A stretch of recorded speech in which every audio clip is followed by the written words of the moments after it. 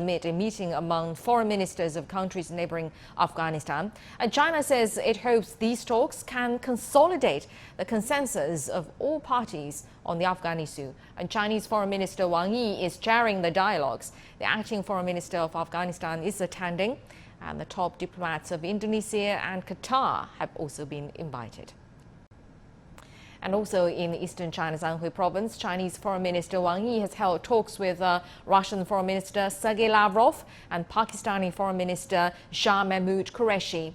Lavrov said Moscow is committed to easing the tensions in Ukraine, continuing peace talks with Kyiv and maintaining communication with the international community. Wang Yi said China supports the two conflicting sides in overcoming difficulties to continue their peace talks, achieving positive outcomes and de-escalating tensions as soon as possible.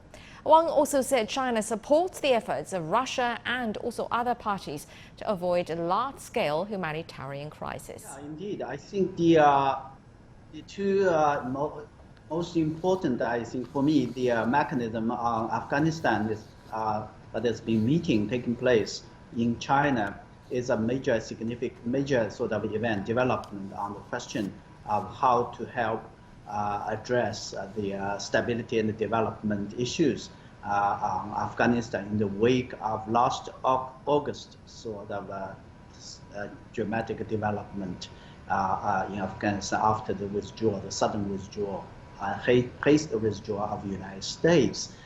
Remember, I think there are many sort of mechanism, regional, even global, but the very fact that these two mechanisms, the foreign ministers of neighboring countries, Afghanistan, and the so-called extended troika, bringing together China, Russia, and the United States and Pakistan, tells that the need, the importance for these mechanisms, a better coordination and collaboration of this mechanism, and so that ideas, efforts would be reinforce each other, not undermine each other.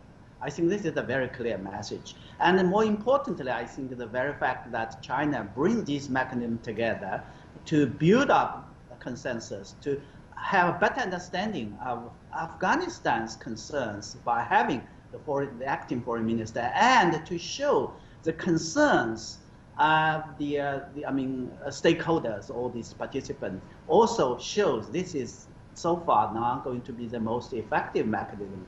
And in looking ahead, I would say that most likely the mechanism led by the region, or led particularly by the neighboring countries, could become play a more important or leading role in helping Afghan to achieve peace, stability, and reconstruction.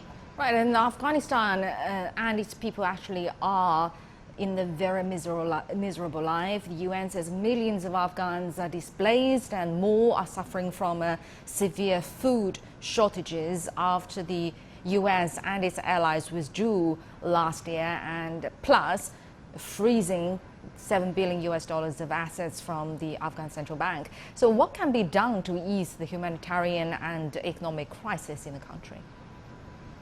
The humanitarian crisis in Afghanistan, I think, is the most urgent issue the international community should address. And as you rightly said, that the humanitarian situation has been complicated by two developments. One, of course, is the distraction by other sort of hotspot issues. For example, I think the Ukraine crisis and others.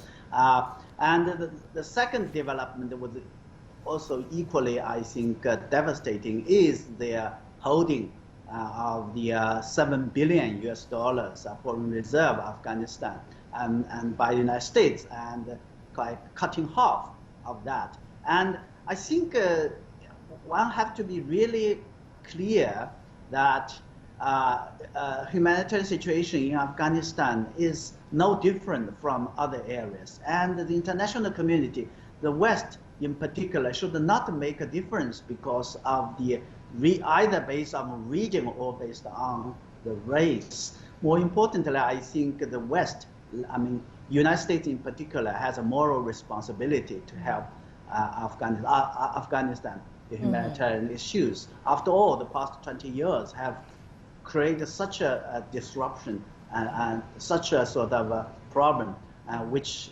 has been the root cause of what is happening in Afghanistan. In particular, I think the humanitarian crisis, refugees and others. Right, and apart from Afghanistan, actually the general international geopolitical landscape are dramatically changing. Russian Foreign Minister Sergei Lavrov said Moscow is willing to work with China on opposing hegemony. So what do you think this will do to the geopolitical landscape in the future?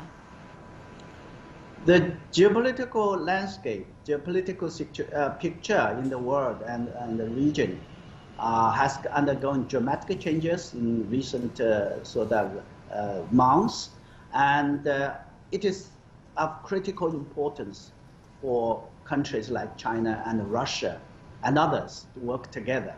And I think the visit by Foreign Minister Lavrov for this occasion, of course, for the Afghan neighboring countries foreign minister meeting, but also for these bilateral interactions, tells a lot that the importance of China and the Russia relationship.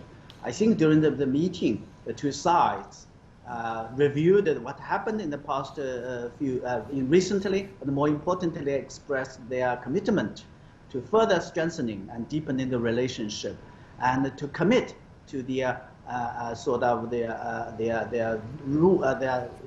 to address the challenges both at the region and globally.